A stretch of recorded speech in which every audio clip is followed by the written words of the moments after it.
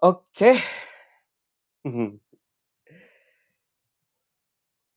Apa kabar semuanya? Sobat-sobat pendidik, apa kabar semuanya? Anak-anak didik sekalian yang telah menjadi subscriber saya. Saat ini subscriber saya 164. Nggak seberapa, tapi saya merasakan di tahun ini cukup mengalami kenaikan pesat ya ternyata. Yaitu mungkin karena saya juga mengikuti beberapa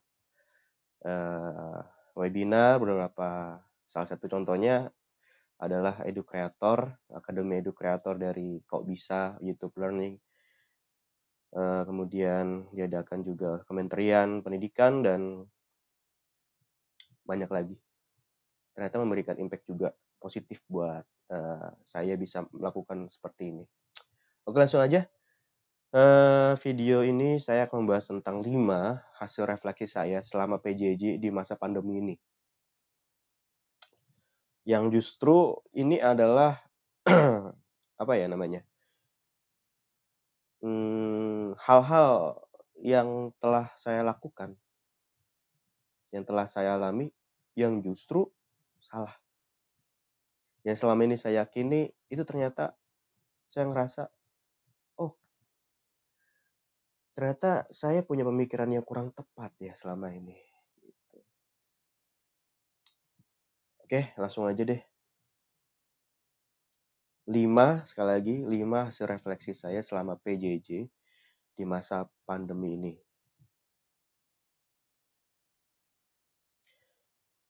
Yang pertama adalah tugas guru itu bukanlah lagi sebagai sumber ilmu pengetahuan. Mungkin dulu guru itu berfungsi sebagai sumber ilmu pengetahuan. Jadi apa yang akan ditanyakan oleh siswa itu paling pas kalau ditanyakan atau dijawab oleh guru gitu. Lain halnya dengan sekarang gitu. Jadi selama PJJ ini sebenarnya bukan dari semenjak PJJ atau masa pandemi sih, ini udah beberapa tahun belakangan saya mulai ke-trigger, oh iya juga ya gitu ya, karena ini dimulai semenjak adanya era internet sih.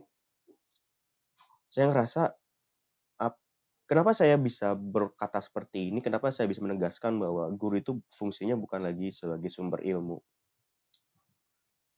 Karena saat pelaksanaan pembelajaran, anak itu akan jauh lebih terantusias, ya, lebih excited dari pembahasan yang justru bukan dari dari kita yang memberikan materinya gitu. Justru anak nur ini pengalaman saya sendiri ya, belum tentu dari teman-teman, mungkin kita bisa diskusi di komentar. Jadi selama pembelajaran itu saya ngalamin siswa tuh banyak bertanya. Jadi kadang-kadang di dalam satu sesi gitu ya, 90 menit, 80 menit. Jadi saya itu dalam satu kali pembelajaran itu ada 80 menit. Itu hampir 50% siswa itu selalu bertanya. Ketika siswa bertanya, saya menjawab, apakah sudah selesai? Enggak. Dia mempertanyakan lagi dari jawaban saya. Nah, kadang-kadang ya muncul sih kalau saya terus-menerus melalui pertanyaan mereka, akhirnya penyampaian materi saya itu yang tadinya saya udah menyusun sedemikian rupa dalam berapa waktu, jedanya, durasinya, buyar gitu aja. Tapi ya bisa jadi itu adalah cara yang tepat. Cara yang lebih efektif membuat siswa memahami materi kita, yaitu ketika siswa bertanya. Nah, persoalan selanjutnya adalah apa yang dia tanya. Nah, pertanyaan mereka ini justru malah berkaitan dari apa yang kita jelaskan. Bahkan justru lebih dalam. Bahkan justru akan membuat kita belajar lagi. Bikin kita berpikir lagi. Oh iya ya, kenapa ya seperti itu? Kadang-kadang mereka bertanya tuh selalu diawali dengan kata kenapa. Nah, akhirnya kita berpikir kan, kita punya guru-guru itu punya konsepnya gitu. Punya konsepnya akhirnya berusaha menggabungkan, menganalisa, akhirnya menyusun sebuah jawaban dan menjawab lagi. Memberi jawaban kepada anak tersebut. Gitu. Jadi guru udah bukan lagi sumber ilmu pengetahuan. Jadi implikasinya adalah ketika sudah tidak menjadi sumber ilmu pengetahuan, ya kelas itu harusnya dinamis. Ya nggak? Kelas itu harusnya dinamis. Yaitu harusnya bentuknya diskusi, harusnya di situ berisik. Kalau nggak berisik, nggak berkualitas. Berisik di sini dalam hal ini adalah bukan berisik seperti yang selama ini kita bayangkan, mungkin guru ngebahas apa, dia anak murid ngomongin apa, enggak. Tapi berisik di sini justru murid ini mempertanyakan hal-hal yang berkaitan tentang apa yang kita pelajari. Kembali lagi ke tadi persoalan apa yang ditanyakan ya, yang ditanyakan justru adalah jadi sebelum kita bertemu dalam classroom, anak itu saya minta untuk menonton video, searching, cari-cari artikel. Justru dari situ dia sudah mulai mempelajari materi tersebut.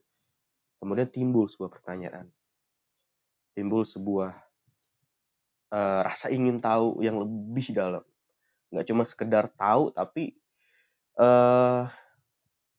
informasi yang diserap itu ingin benar-benar diolah gitu sama dia.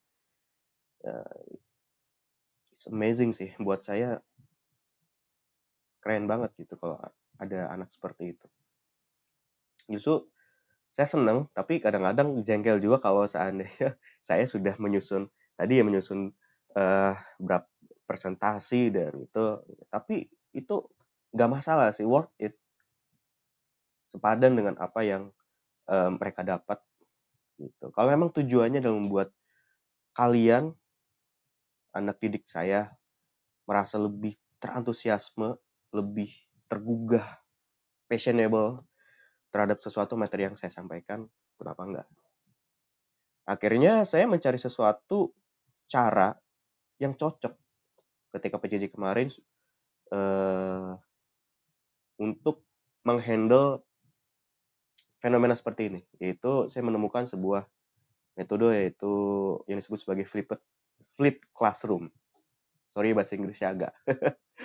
Saya masih belajar banyak nih soal bahasa Inggris.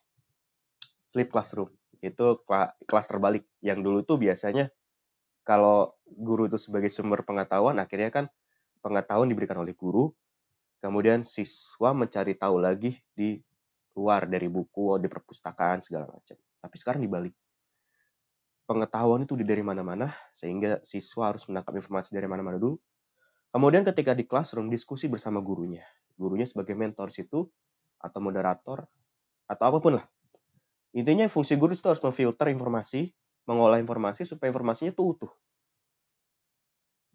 Ilmu yang dia dapatkan dari luar ya kan banyak itu kan, bisa dari media sosial, internet, googling, artikel, Wikipedia, blog, atau banyak banget gitu ya. Yang justru itu mereka terima dari pandangan-pandangan orang yang memiliki latar belakang berbeda-beda gitu. Justru di sini kita guru harus paham, harus mengerti keutuhan informasi tersebut gitu.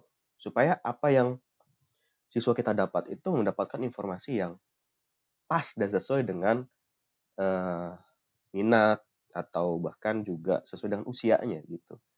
Karena kadang-kadang saya ngajar SMP, yang didapat informasi adalah informasi dari bahkan dari ini loh, dari jurnal juga mereka sudah baca, dari ilmuwan, dari paper, artikel ilmiah gitu. Itu udah gampang banget sebenarnya mereka dapat. Dan mereka bisa baca, bisa akses, bisa tanyakan ke kita. Bayangkan coba. Jadi intinya Saya tegaskan, guru bukan lagi sumber